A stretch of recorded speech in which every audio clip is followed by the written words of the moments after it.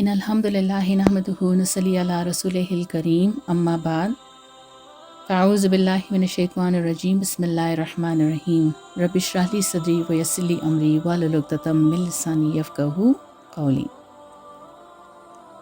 ماہ سفر کی حقیقت کیا ہے؟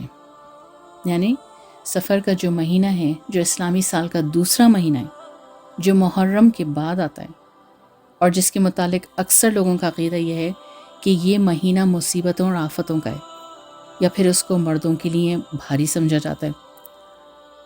تو اس مہینے کی حقیقت ہے کیا؟ اسلام سے پہلے، یعنی کہ دین اسلام جب آیا نہیں تھا، تو اس دور کو دور جاہلیت کہا جاتا ہے۔ تو دور جاہلیت میں عرب کے کافر اس مہینے کو منحوس اور برا سمجھتے تھے، اور بڑے عجیب و غریب قسم کے خیالات رکھتے تھے۔ سفر کیونکہ ایک عربی زبان کا لفظ ہے جن کے کئی مختلف معنی ہیں، اور ان میں سے ایک معنی ہے خالی ہونا۔ تو جب جاہلیت کا زمانہ تھا تو محرم الحرام کیونکہ ایک حرمت والا مہینہ ہے، تو اس کی حرمت کی وجہ سے جنگ سے باز رہتے تھے، جنگ نہیں کرتے تھے۔ اہل عرب اس کا احترام کرتے تھے، اسی لیے جب محرم ختم ہوتا تھا اور سفر کا مہینہ شروع ہوتا تھا، تو سفر کے مہینے میں پھر اپنی ضرورت کی اشیاء لینے کے لیے، جنگ و جدال کرنے کے لیے گھروں سے نکل جاتے تھے، گھروں کو خالی چھوڑ دیتے تھے۔ بس اسی مناسبت سے پھر اس سفر کو، مہینے کو کہنا شروع کر دیا انہوں نے، یعنی خالی ہونا۔ لیکن اہل عرب کے کافر سفر کے مہینے کو منحوس، بدشگون اور برا سمجھتے تھے، اور سمجھتے تھے کہ اس مہینے میں آفات اور مصائب نازل ہوتی ہیں۔ لیکن یہ عقیدہ، یہ اسلام سے پہلے کا تھا، عرب کے کافروں کا تھا۔ دین اسلام اور نبی پاک صلی اللہ علیہ وسلم نے اس عقیدے کو، اس نظریے کو اپنی تعلیمات سے پاک اور صاف کر دیا۔ لیکن افسوس کہ آج بھی زمانے جاہلیت کے وہ فاسد خیالات، وہ باطل عقائد ہمارے معاشرے میں نسل در نسل چلے آ رہے ہیں۔ آج کل عام طور پر اسلامی تعلیمات کی کمی کی وجہ سے، شریعت کے علم سے ناواقفیت کی بنا پر لوگوں میں کچھ ایسی باتیں دین کی اور عقیدے کی رائج ہو گئی ہیں جن کا شریعت سے، اسلام سے دور دور تک کوئی واسطہ ہی نہیں۔ بخاری کی روایت ہے کہ نبی پاک صلی اللہ علیہ وسلم نے فرمایا کہ بیماری کا دوسروں سے لگنے کا وہم، الو کو منحوس سمجھنا، سفر کے مہینے کو منحوس سمجھنے کی کوئی حقیقت نہیں۔ یعنی اس حدیث میں نبی پاک صلی اللہ علیہ وسلم بڑے واضح انداز میں وہم پرستی کو، چھوت چھات کو، سفر کے مہینے کو منحوس سمجھنے کو منع فرمایا۔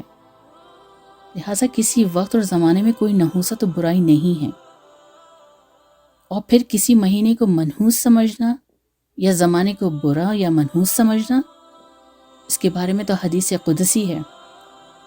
اللہ رب العزت فرماتے ہیں کہ آدم کی اولاد مجھے تکلیف پہنچاتی ہے، زمانے کو برا بھلا کہتی ہے، حالانکہ میں ہی زمانے کا پیدا کرنے والا ہوں، میرے ہی ہاتھ میں تمام کام ہیں، میں جس طرح چاہتا ہوں رات اور دن کو پھیرتا رہتا ہوں، اور جب چاہوں گا اس کو الٹ پلٹ کر ختم کر دوں گا۔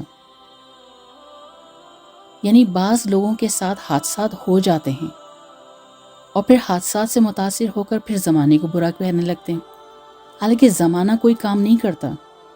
زمانے میں جو واقعات ہوتے ہیں، زمانے میں جو حادثات ہوتے ہیں، انقلاب ہوتے ہیں، وہ تمام کے تمام اللہ رب العزت کی مشیت سے، اللہ تعالیٰ کے حکم سے ہوتے ہیں۔ لوگ اپنی بے وقوفی سے زمانے کو برا کہتے ہیں۔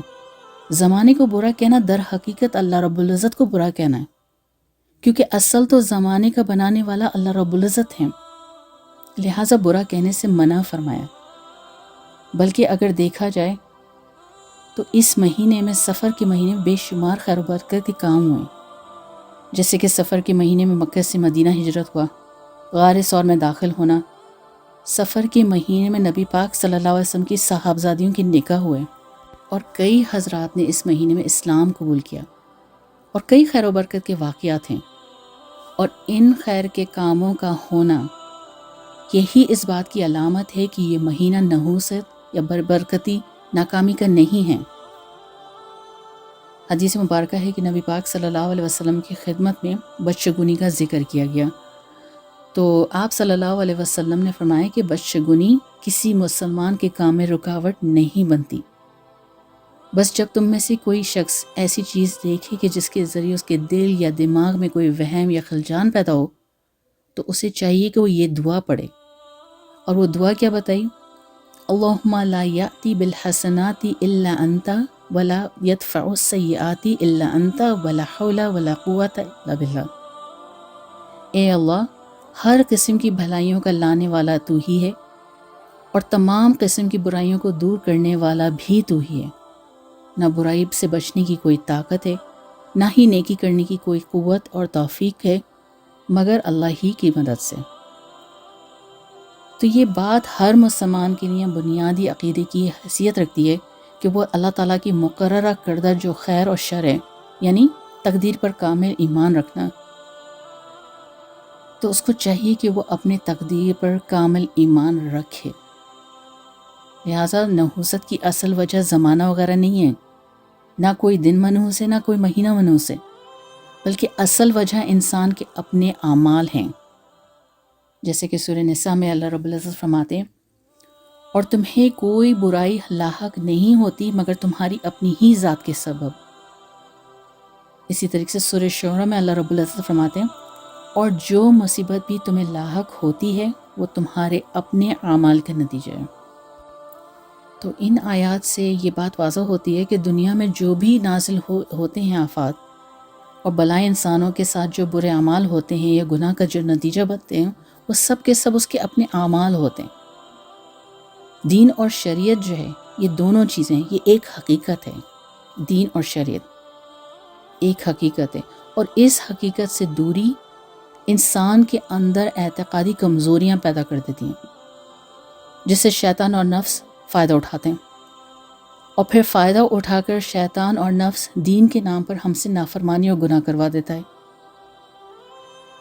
تو سفر کے مہینے کو منحوس ہونا یا اس کو بھاری ہونا یہ کہیں سے ثابت نہیں ہے. اللہ پاک ہم سب کو دین کا صحیح فہم عطا فرما، قرآن اور سنت کی تعلیمات کا حاصل کرنے والا بنا اور ان پر عمل کرنے والا بنا، اور اللہ پاک ہم سب کو توفیق نصیب فرما. آمین یا رب العالمین. وآخر دعوانا ان الحمد للہ رب العالمین.